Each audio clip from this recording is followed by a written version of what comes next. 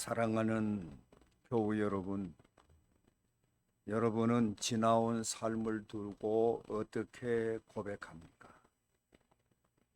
성숙한 신앙인들은 이렇게 고백합니다. 하나님이 오늘까지 나를 보살펴 주시고 인도해 주셨습니다. 내가 알지 못하는 순간에도 하나님은 늘 내 곁에 계시며 나를 지켜 주셨습니다.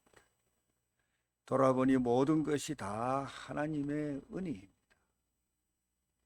성숙한 믿음의 사람들은 이렇게 모든 것이 하나님의 은혜임을 고백하며 감사와 찬송으로 영광을 올려드립니다.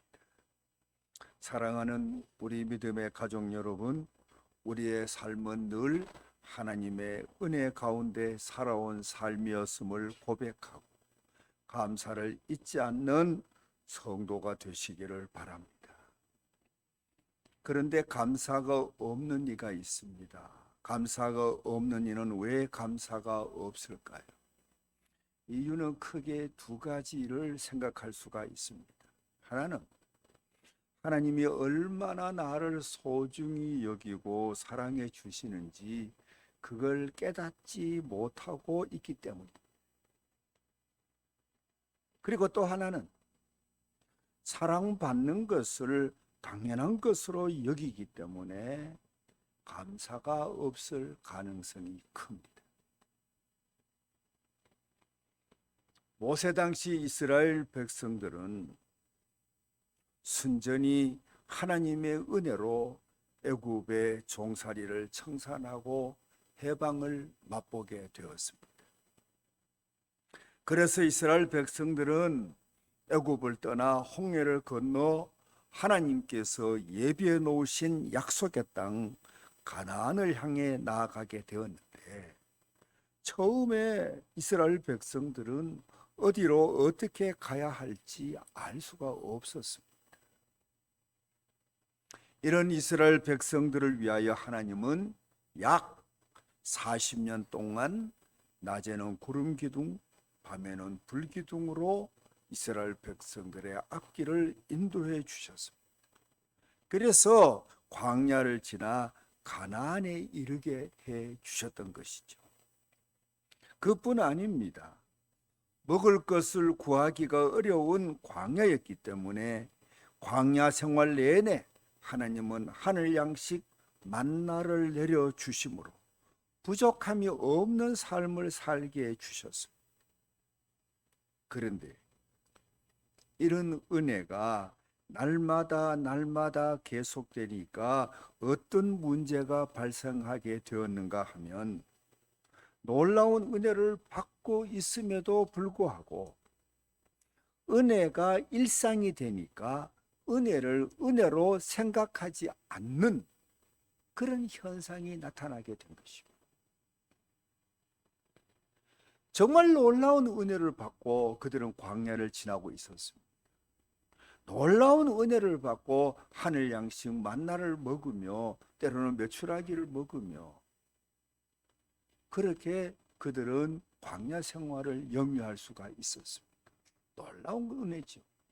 그런데 그 은혜가 하루도 거르지 않고 날마다 계속되니까 그만 여러분 의뢰이 걸으려니 은혜를 은혜로 생각하지 않고 그저 일상적인 현상, 일상적으로 일어나는 일로 생각하고는 더 이상 감사하는 모습이 없었던 것입니다.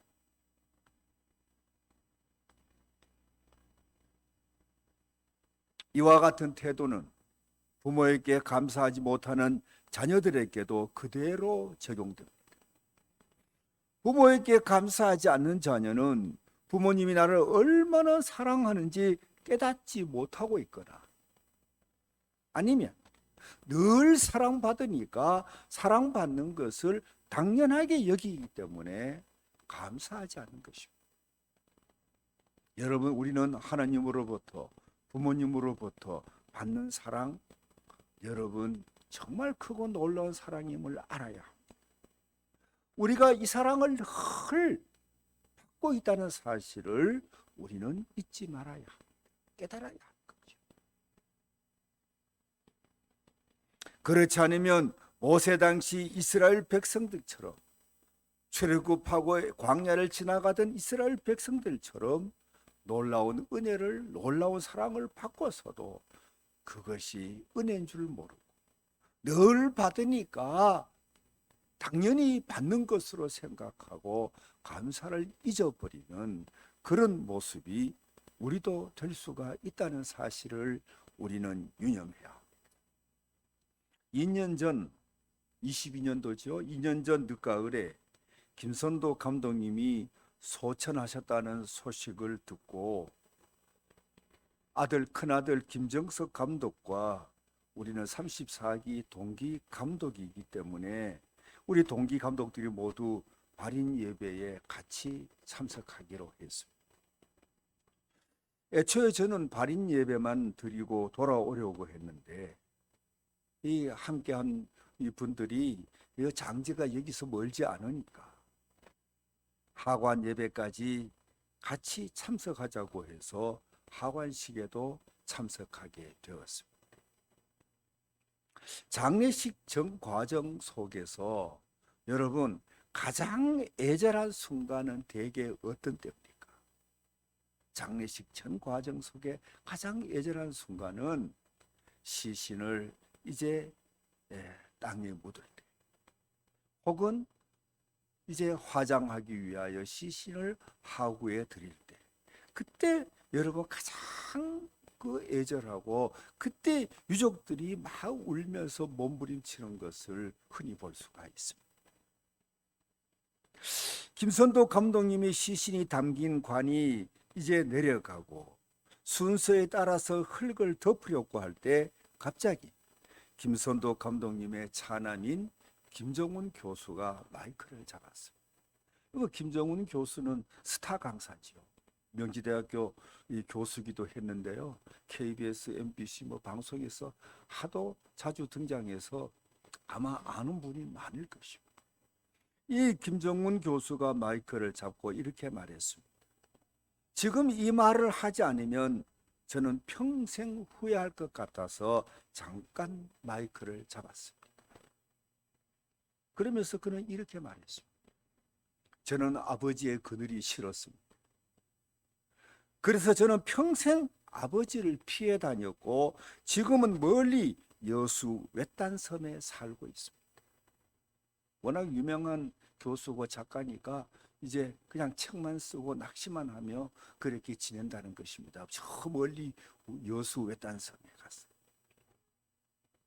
아버지를 피해 다녔다는 것이죠. 그렇게. 그런데 지금 돌아보니 내가 어디에 있든 나는 아버지의 그늘 아래 있었다는 사실을 비로소 깨닫게 되었습니다. 나의 큰 그늘이 되어주신 아버지께 감사합니다.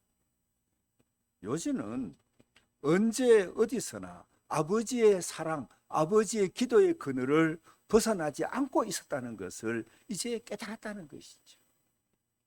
사랑하는 우리 성도 여러분, 우리는 모두 하나님의 은혜의 그늘 아래 살고 있습니다. 이 사실을 깨닫게 되면 우리의 입술에서는 절로 감사가 흘러나오게 마련이죠. 깨닫지 못하니까. 우리가 은혜의 그늘 속에, 사랑의 그늘 속에 있다는 것을 깨닫지 못하니까 그렇지, 깨달으면 우리는 하나님을 찬송하지 않을 수 없고 하나님께 감사하지 않을 수가 없는 것이죠. 야곱은 베델 들녘에서 노숙하던 중 꿈속에서 하나님이 천사를 보내서 자기를 지켜주시고 계신다는 것을 알았어요. 노숙하다가 꿈을 꿨는데 그 꿈속에서 하나님이 하늘에서부터 자기에게 이르는 사닥다리를 놓고 천사들을 내려보내고 올려오게 하면서 부단히 자기를 보살펴 주는 것을 알게 되었습니다. 그래서 야곱은 일어나서 이렇게 하나님을 찬양했습니다. 여호와께서 과연 여기 계시거늘 내가 알지 못했다. 무슨 이야기입니까? 내가 어디에 있든지 어디를 가든지 하나님이 나와 동행해 주시고 하나님이 나를 보살펴 주신다는 것을 나는 몰랐다. 그런데 이제 내가 이 밤에 꿈속에서 그것을 깨달았다는 것입니다. 사랑하는 교우 여러분, 하나님의 사랑, 하나님의 은혜는 다함이 없습니다.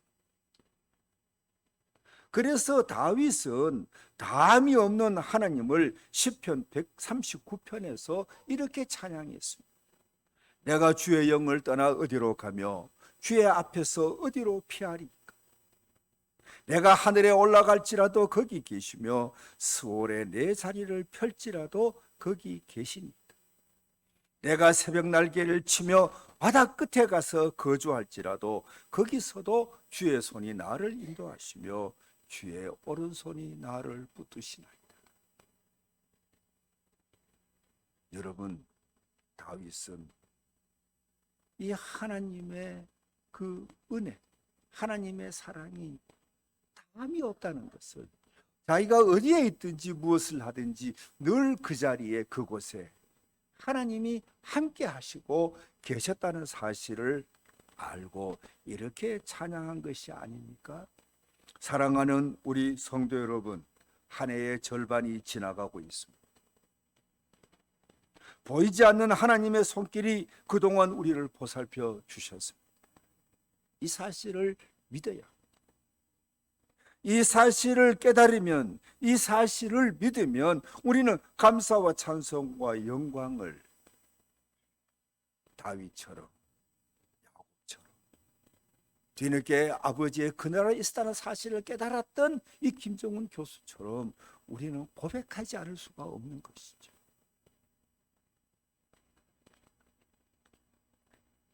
우리는 한 해의 절반을 보내면서 올 한 해 전반기도 하나님의 보살핌 속에 인도하심 속, 하나님의 은혜의 그늘 속에 사랑의 손길 아래 내가 살아왔구나, 지내왔구나 라는 사실을 깨닫고 정말 진심 어린 감사와 찬송을 올려드리는 모두가 될 수 있기를 주의 이름으로 당부합니다.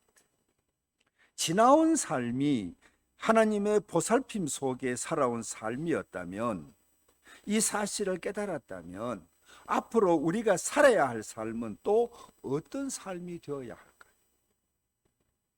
지나온 삶이 이런 삶이었다면 앞으로 우리가 살아가야 할 앞날의 삶은 또한 어떤 삶이 되어야 할까요? 마찬가지 아니겠습니까? 역시 하나님과 동행하는 삶, 육신을 입고 이 땅에 오신 하나님, 즉 주 예수 그리스도와 동행하는 삶을 살아야 할 줄로 믿습니다. 그러면 우리는 행복한 삶, 기쁨이 있는 삶, 감격이 있는 삶을 계속적으로 살아갈 수가 있는 것입니다.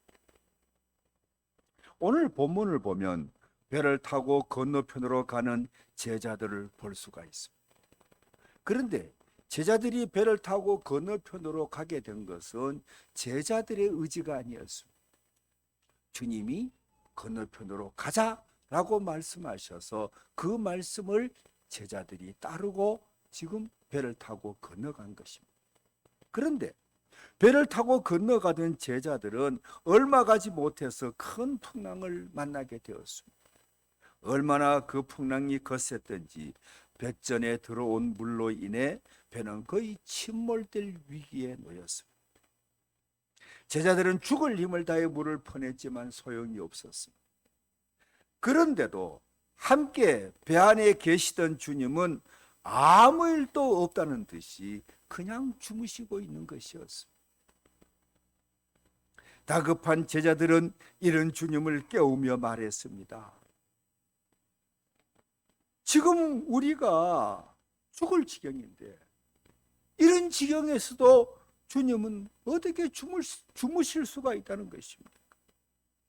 지금 우리가 죽게 되었으니 일어나서 같이 물을 퍼냅시다. 그랬더니 주님이 일어나셨습니다. 그리고는 어떻게 하셨습니까? 바람을 향해서는 잠잠하라 꾸짖고 바다더러는 고요하라고 명하셨는데 놀랍게도 주님의 꾸짖음, 주님의 명이 있은 그 직후 금방 바람은 그치고 바다는 잔잔해지게 되었습니다. 사랑하는 우리 교우 여러분, 이 같은 기록을 통해서 우리가 받는 교훈은 무엇입니까? 주님과 동행하면 시련과 역경이 있다고 해도 이길 수 있다라는 것입니다. 보십시오. 제자들이 탄 배는 큰 풍랑을 만나 위기에 처해졌습니다. 그러나 그 배 안에 주님이 계셨기 때문에 시련이 있었지만, 역경에 처했지만 제자들은 그 시련과 역경을 이길 수가 있었던 것입니다. 사랑하는 성도 여러분, 하나님을 믿는 이나 믿지 않는 이나 시련과 역경은 예외 없이 찾아옵니다. 혹 나는 하나님을 믿는데 왜 내게 시련이 오나? 라고 말해서 안 됩니다. 시련과 역경은 예외 없이 모든 이에게 찾아오는 불청객이기 때문에 피할 수가 없습니다. 보십시오. 오늘 이 본문에 여러분, 이 제자들은 주님이 우리가 저 건너편으로 건너가자 라고 말씀하셔서 건너가는데 큰 풍랑을 만나지 않았습니까? 우리가 말씀 따라가도, 우리가 믿음 가지고 살아가도 여러분, 믿음과 상관없이 우리는 시련과 역경에 처할 수가 있다라는 것입니다. 그러니까 믿는데 왜 내게 이런 시련이, 내가 하나님을 믿는데 왜 이런 역경에 나를 던져두시나? 여러분, 이렇게 말해서는 안 된다는 것이죠.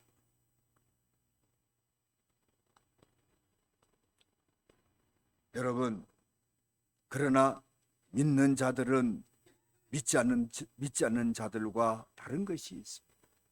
똑같이 시련과 역경을 이제 만날지라도 믿는 이들은 하나님의 은혜를 힘입어 이겨낼 수 있다라는 것이 다른 것입니다. 위기에 처했지만 주님의 도우심으로 고요한 바닷길을 갈 수가 있었던 제자들처럼 주님과 동행하는 믿음의 사람들은 주님의 도우심을 힘입어 시련과 역경 속에서도 감격을 맛보는 삶, 기쁨을 누리는 삶을 살아갈 수가 있다는 것을 우리는 깨닫고 주님과 동행하기를 기뻐하는 저와 여러분이 되어야 하는 것입니다. 그러므로 우리는 어느 때보다 더 굳건한 믿음으로 주님을 의지하며 살아가는 저와 여러분이 되어야 합니다. 이전에 우리의 삶이 주님의 큰 그 사랑의 손길, 은혜의 그늘 아래 살아온 삶이었다면 앞으로도 이 은혜, 이 사랑은 계속적으로 우리에게 필요한 것 아니겠습니까? 그러므로 우리는 주님과 동행해야 되는 것입니다. 주님과 동거해야 되는 것입니다. 그러면 어떤 풍랑이 덮친다고 해도 우리는 이겨낼 수가 있습니다. 이겨내게 하시는, 이기게 하시는 주님의 도우심을 힘입어 우리는 승리할 수가 있는 것입니다. 건강을 위협하는 풍랑, 화목을 깨뜨리는 풍랑, 관계를 부셔버리는 풍랑, 경제를, 가정경제, 국가경제를 위태롭게 하는 풍랑, 여러분, 어떤 풍랑이 닥쳐도 주님과 동행하고 주님과 동거하고 주님을 의지하는 인생은 이 풍랑을 헤쳐나가는 은혜를 경험할 수가 있다라는 것입니다. 그래서 주님은 제자들에게 이렇게 말씀하셨습니다. 너희가 어찌 믿음이 없느냐? 너희가 어찌 믿음이 없느냐? 무슨 말씀입니까? 내가 너와 함께 하지 않느냐? 내가 너희와 함께 하고 있는데 내가 너희를 그냥 버려두겠냐? 그러면서 주님은 믿음으로 동행하고 늘 믿음으로 당신을 따를 것을 말씀하셨습니다. 사랑하는 우리 성도 여러분, 주님을 믿고 주님과 동행하는 인생이 되어야 합니다. 그러면 크고 작은 풍랑을 이기며 사는 복된 인생이 됩니다. 이 사실을 흔들림 없이 믿고 지나온 삶이 은혜의 삶이었던 것처럼 남은 세월도 주님과 함께 동거동행하는 가운데 많은 은혜를 경험하고 주님께 큰 영광 올려드릴 수 있는 성도가 될 수 있기를 주의 이름으로 축원합니다. 기도합니다.